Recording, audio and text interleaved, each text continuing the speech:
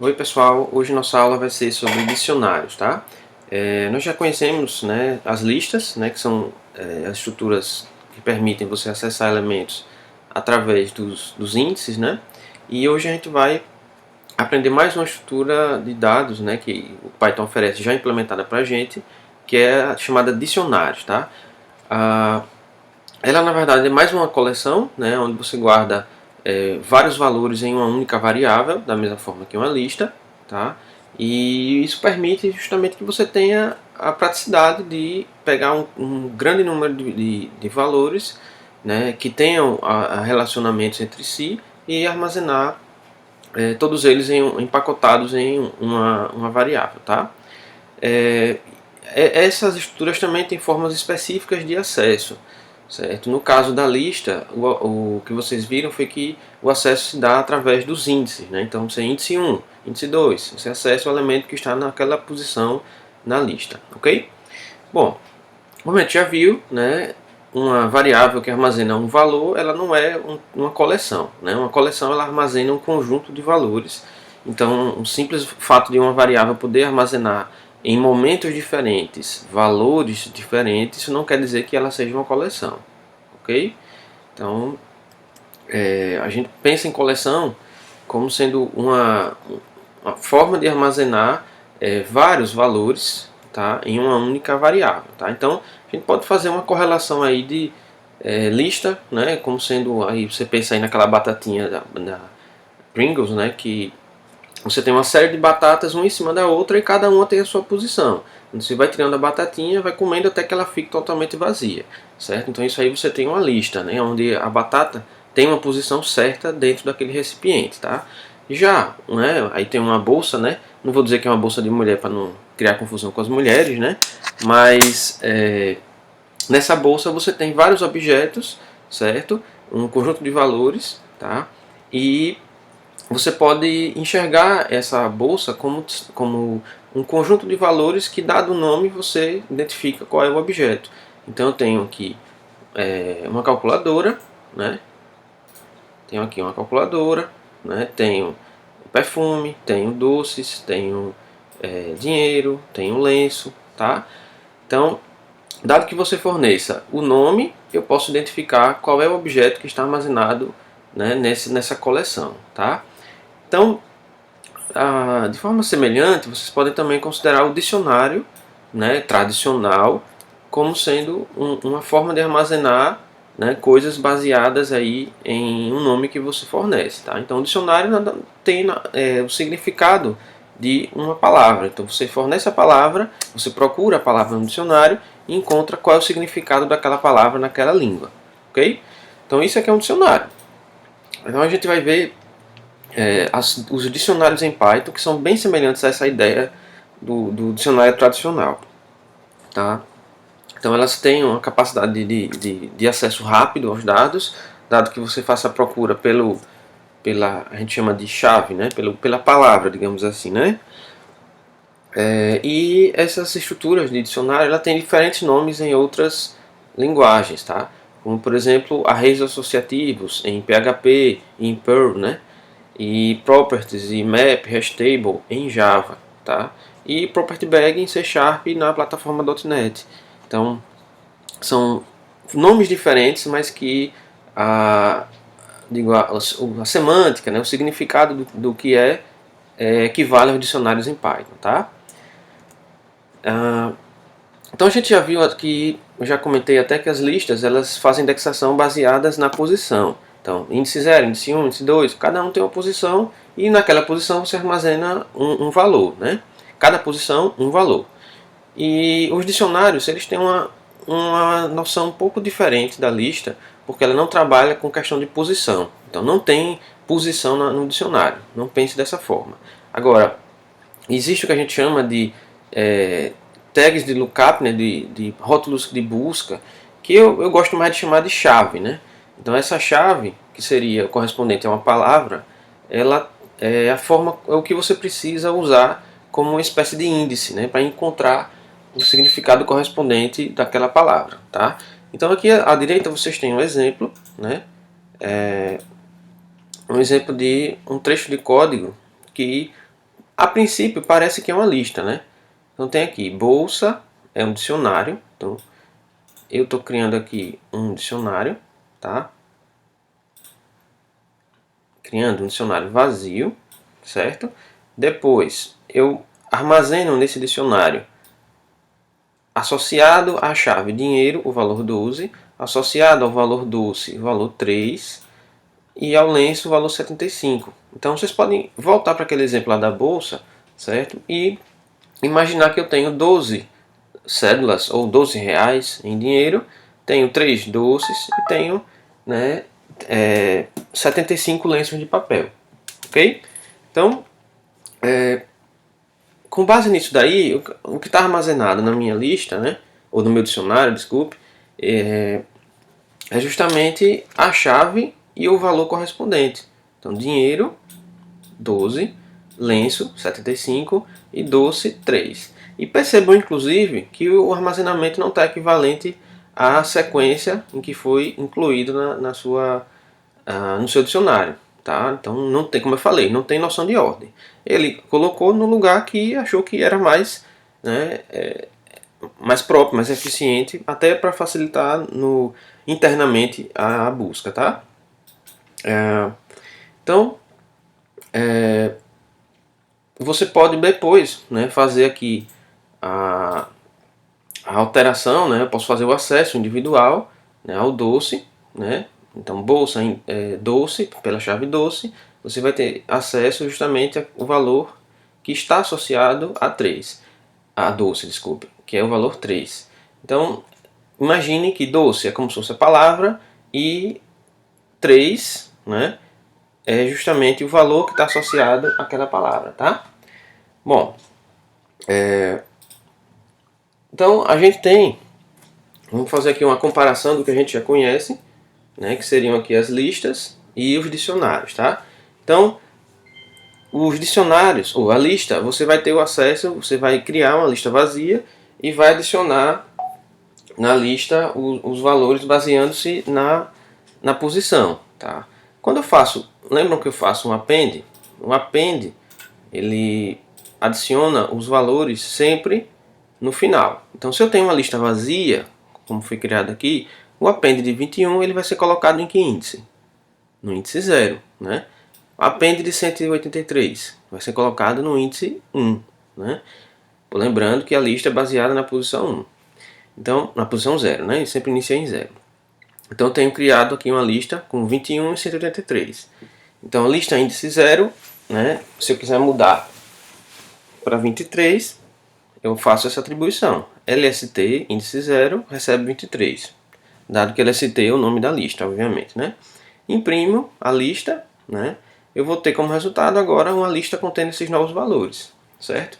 No dicionário é diferente, né? Porque eu tenho que trabalhar sempre pensando na chave e no valor. Então a chave eu chamo aqui de idade, né? E outra chave curso. Do atributo 21 à idade e 182 ao curso. Então são duas coisas que estão associadas aí, que estão armazenadas no dicionário, certo?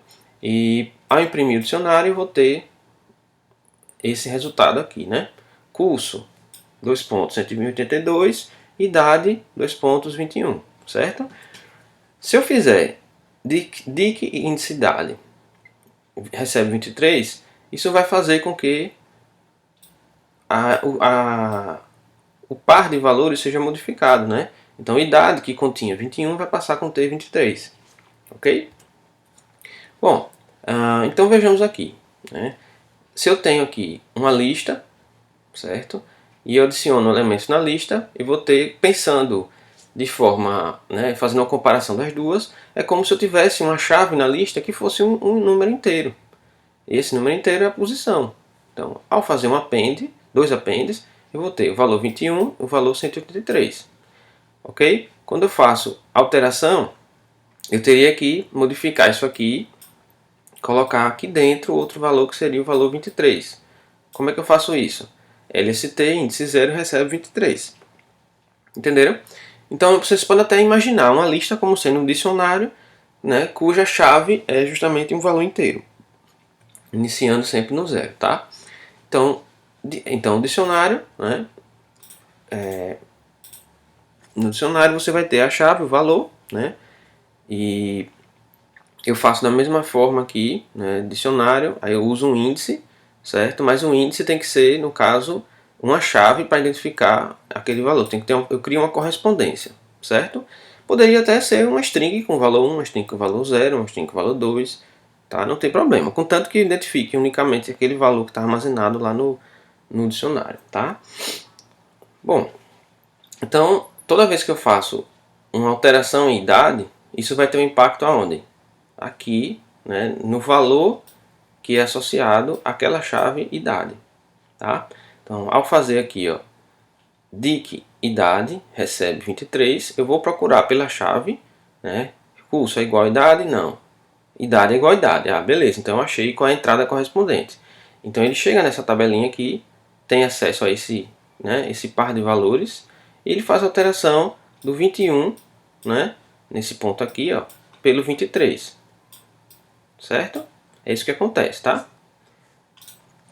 Então, da mesma forma que a gente tem literais strings, literais inteiras, literais flutuante, literais lista, né? A gente também tem literais dicionário. Como é que a gente cria uma literal dicionário? É justamente com abre-chave e fecha-chave. Vocês lembram que para lista é abre colchete e fecha colchete. Então, na lista eu faço abre colchete, fecha colchete e coloco os valores separados por vírgula. Aqui tem um detalhezinho, ó, que tem esses dois pontos. Como eu tenho que informar tanto a chave como o valor, esses dois pontos servem como um separador, né? E a vírgula, o outro separador, mas o separador é entre pares de valores, de chaves e valores, tá? Então, aqui eu construo, né? Quantos elementos tem aqui nesse dicionário? Eu tenho 3 pares, né? 3 entradas, né? Chuck, Fred e Jean, né? E cada um tem um valor associado. Então, se eu der um print indique, vai sair aqui, ó. Dicionário contém esses valores, certo? Posso criar dicionários vazios usando abre-chave e fecha-chave. Depois fazer, né, a inclusão de valores nesse dicionário, tá? Bom, então tarefas interessantes que a gente pode fazer aí com o dicionário. Quando você tiver situações onde for necessário ter, sei lá, guardar o número de vezes ou a frequência de vezes que alguma coisa aconteceu e você pode ter valores diferentes, né? Chaves diferentes, né? Sei lá, número de ocorrências de crimes de acordo com o mês. Aí você pode armazenar um dicionário guardando o mês e a quantidade de crimes que aconteceram. Tá? Ah, eu posso fornecer também o lucro por filial. Aí você poderia ter o nome da filial e o lucro que ela tá, que ocorreu naquela filial. Tá? Mas aqui eu vou ter um exemplo mais simples, certo? Vou mostrar uma sequência de nomes, certo? E esses nomes vão aparecendo e sumindo. O objetivo seria você fazer a contagem, né, de quantas vezes os nomes apareceram, certo? A gente sabe que uma forma de fazer isso seria apenas toda vez que aparecer um nome novo, você criar uma entrada com um valor 1 e toda vez que ele se repetir, né, você incrementar, tá? Mas para entradas novas você começa com o valor 1, ok? Então, o resultado disso, né, seria que você, né, a gente passou por essas palavras, certo? E poderia ter anotado no papel justamente quantas vezes cada palavra apareceu, certo? Mas, né, a gente vai aprender a usar o Python de uma forma mais, né, mais interessante, né? Então, a gente tem aqui, né, a criação de um dicionário, certo? E a ideia seria colocar a palavra, certo? E no valor associado àquela palavra no dicionário, você guardar o número de vezes que você encontrou aquela palavra dentre as que foram listadas, certo? Então eu tenho aqui CSV, CWN, que são as iniciais, né, das pessoas, tá? E ao imprimir você vai ter aqui justamente uma parcial, né? Certo? Só que o programa ele vai fazer a leitura passo a passo e toda vez que ele encontrar essa chave, ele vai pegar esse valor aqui e vai incrementar, certo? A ideia é essa. Como é que eu faço o incremento? Eu acesso o valor atual, né? Como eu faço aqui, ó, disse índice CWN, Isso vai me dar o valor atual, que seria 1, né? Esse valor aqui. Incremento 1, eu vou obter o valor 2. E armazeno isso no dicionário novamente, sobrepondo o valor que está associado à chave CWN. Beleza. Então agora CWN contém o valor 2, porque já foram encontradas duas vezes. Então essa vai ser a rotina que a gente vai seguir para fazer a contagem. Tá? Depois eu vou elaborar um pouco mais nesse exemplo. Então, vou mostrar também algumas situações que são comuns, né? Que inclusive eu vou dar uma solução de como, né, não trabalhar ter esse problema, que é quando você tenta acessar em um dicionário uma chave que não está contida nele. É como se você estivesse procurando um dicionário uma palavra que não existe. Tá? Então, quando isso acontece, né, ou seja, quando eu crio um dicionário vazio, que é o meu caso aqui, né, crio um dicionário vazio, nesse momento o dicionário não contém nada, está vazio. Então, se eu tentar imprimir algum valor associado à chave, CSV, então não vai dar, não vai aparecer nada. Tá? Então ele vai dizer que, né, ó, que erro. Tá? Não tem nenhum valor aqui associado a essa chave. Tá? E temos aqui o operador 1, que vocês já conhecem, né? Esse operador ele verifica se essa chave está contida no dicionário. Ele retorna falso, justamente para indicar, né, que não existe. Certo? Então, para evitar um traceback, o que a gente poderia fazer? A gente poderia verificar se durante a contagem, né, já que no início o dicionário vai estar vazio, posso verificar se a chave já está contida no dicionário. Tá? Então, supondo que eu tenho um dicionário vazio e tenho a lista dos nomes que aparecem na tela, tá? Então eu vou fazendo o que? Eu tenho um dicionário de nomes vazio, tá? E vou percorrer para cada um desses nomes aqui, né? Então aqui são nomes que foram digitados, né? Eu vou percorrer e atribuir a variável de iteração nome cada um desses nomes, um por vez. E verifico se o nome não estiver contido no dicionário, certo? Que é contes. Se ele não estiver contido, eu vou fazer com que ele receba o valor 1. Tá? Agora, caso contrário, se ele já está contido, eu vou incrementar o valor que está lá, certo? Então eu acesso o valor atual e somo mais 1, certo? Por que eu não faço simplesmente essa linha aqui? Porque se não tiver nada definido, se esse nome não tiver definido no dicionário, quando eu for acessar, ele vai dar um erro. Ele vai dar aquele erro de chave que não existe.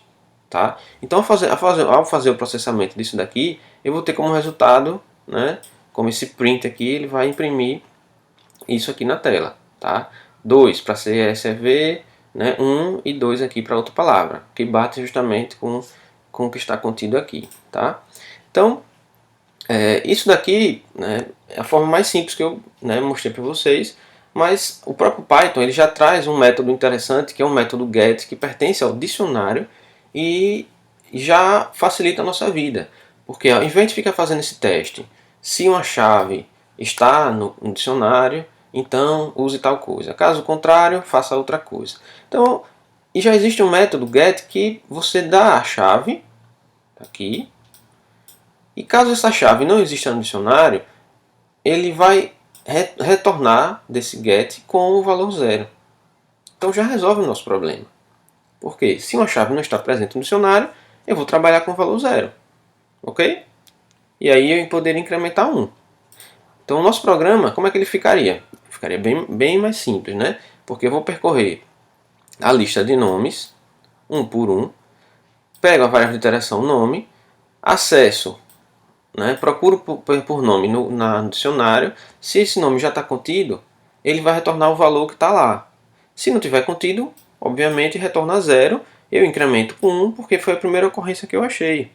E aí, da próxima vez, que eu já estou com o valor 1, né, já está armazenado lá, associado a nome e valor 1, da próxima vez, quando ele chamar o get, ele não vai retornar 0. Por quê? Porque ele já vai achar o valor 1.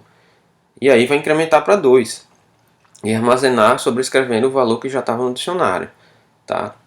Então, com uma linha eu consigo fazer o que anteriormente, né, necessitava de um if com else, tá? Fica bem mais simples. Tá? Então, aqui é só, na verdade, a continuidade. Né? né? Na verdade é o mesmo exemplo que está lá, tá? E a gente chega, né, a fazer com essa possibilidade já enriquece um pouco a nossa capacidade de manipular texto, de contar coisas, né? Porque o dicionário ele facilita muito nesse sentido, tá? Então, como a gente já viu lá quando falamos sobre strings, tá? Uma coisa que a gente precisa às vezes fazer é justamente pegar a parte de texto, contar coisas. Então, isso é uma coisa muito comum, certo? Então, se a gente precisa, por exemplo, né, dado um texto, extrair quantas vezes determinadas palavras ocorrem naquele texto, então eu posso usar aquela função aquele método que a gente já viu de string, split, né, para poder fazer o particionamento daquela string em uma lista de strings. E com base nessa lista eu posso usar um dicionário, certo? Para armazenar a quantidade de informações, né, com a quantidade de vezes que aquela palavra ocorreu a quantidade de vezes que a palavra apareceu, tá? Bom, então a ideia é que o programa faça isso aqui, né? Ele vai ler, ele vai solicitar que você digite um texto, né? Eu executo o programa, certo? Aí ele vai dizer, digite uma linha de texto, tá? Aí eu vou digitar essa linha aqui, ok? E o programa vai me fornecer a lista de palavras, né? A sequência. Ele vai separar the clown, run, after, the car, and aí vai separando, né, todas as palavras uma por uma. Isso aqui foi o resultado do split, tá? O split faz isso para mim, ele separa em uma lista, ok? Vocês podem ver aqui nesse ponto, né, que é o split, que ele gera uma lista de palavras e essa lista de palavras é impressa na tela, tá? Que é justamente esse trecho aqui, resultado. Aí ele imprime contando, né, e no final ele mostra aqui esses contadores, né, para cada palavra, o end, o on, o run, ele mostra quantas vezes apareceram, né, nesse texto que foi digitado, certo? Então você pode ver que a palavra aqui que mais ocorre é a que está marcada em verde, né? E justamente no dicionário ela vai aparecer aqui com o valor 7, ok? Bom, então basicamente, né, você consegue enxergar isso bem nesses dois programas, né? Do lado aqui eu mostro o programa e aqui eu mostro qual seria a saída desse programa, tá? Não tem muita novidade aqui, certo? Então, aqui eu estou usando as duas estruturas, a listas e dicionários. Então eu uso um dicionário para contar as palavras, certo? Obtenho uma entrada, em cima dessa entrada eu faço um split para que ele separe as palavras digitadas, né, e trabalho, né, tenho aqui uma lista de palavras. Essa lista de palavras, né, eu vou usar para construir o dicionário. Como? Percorrendo a lista de palavras, né, usando um for, pegando cada palavra e verificando se a palavra já está contida lá no dicionário. Se ela não está contida, eu coloco o valor 0. Caso esteja contida, eu pego o valor dela e incremento em 1 e guardo novamente, né, um outro valor, que seria o valor 2, ou 3, ou 4, e assim por diante, né, lá no dicionário. E no final eu imprimo o resultado que está armazenado no dicionário. Ok? Então isso aí permite a gente fazer vários tipos de programas que calculam, que armazenam coisas, tá? Bom, então um casamento muito interessante é justamente o uso de laços definidos e dicionários. Tá? A gente tem facilidade, assim como tem de pegar uma lista e percorrer valor por valor da lista, eu tenho também essa facilidade de trabalhar com dicionários. Então se eu tenho um dicionário que guarda chave e valor, né, como todos são, se eu quiser acessar por chave, eu simplesmente faço um for, né, chave 1, contes é um dicionário. O que é que você vai fazer aqui? Imprimir a chave e o valor que está armazenado na chave, acessando através de contes, índice e chave. Então eu vou ter como saída, ó, todos os elementos da lista impressos um por um, linha por linha, tá? A chave e o valor que estão armazenados, ok? Tá, mas eu posso fazer também de usar outras funções, né, que não acessam apenas a chave. Eu tenho uma função chamada keys, que me retorna uma lista contendo as chaves. Tá? Eu tenho uma função values, que retorna uma lista contendo apenas os valores, tá? Aqui, ó, os valores. Aqui, chaves, valores. E eu tenho uma função, um método, né? Deixa eu ser mais preciso aqui, são métodos, tá? Do dicionário. Eu tenho um método items, que retorna justamente o quê? Uma lista, certo? De tuplas. A gente vai descobrir na próxima aula, né, o que são essas tuplas, certo? Mas por enquanto imagine que são formas de você agregar, né, valores, né, e de forma simplificada, pense assim dessa maneira, e essa lista de tuplas vai guardar as duas coisas casadinhas, né, a chave e o valor, né, que representam esses itens, né, ou seja, é uma entrada no dicionário, ok?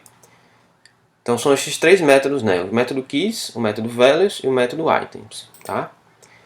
Bom, então a gente pode fazer, né, interação, né, sobre os pares de valores, né, chaves e valores, e com o laço for eu ainda tenho uma coisa interessante aqui, né, que eu posso usar duas variáveis de interação se eu quiser, né, que é a chave e o valor, dado que eu chamo o método items. Então esse items vai retornar o quê?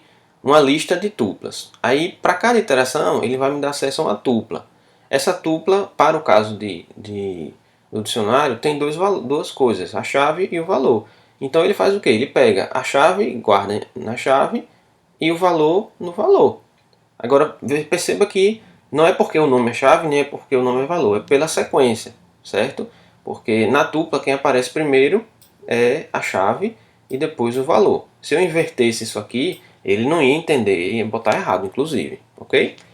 Então, aqui é mais fácil, né? Faz o mesmo que eu fiz no slide, né? Que imprimia o que estava contido no dicionário, só que eu não precisei fazer aquele acesso pela chave do dicionário, né? Que seria índice, chave, para pegar o valor. O valor já está armazenado na variável de interação valor, certo?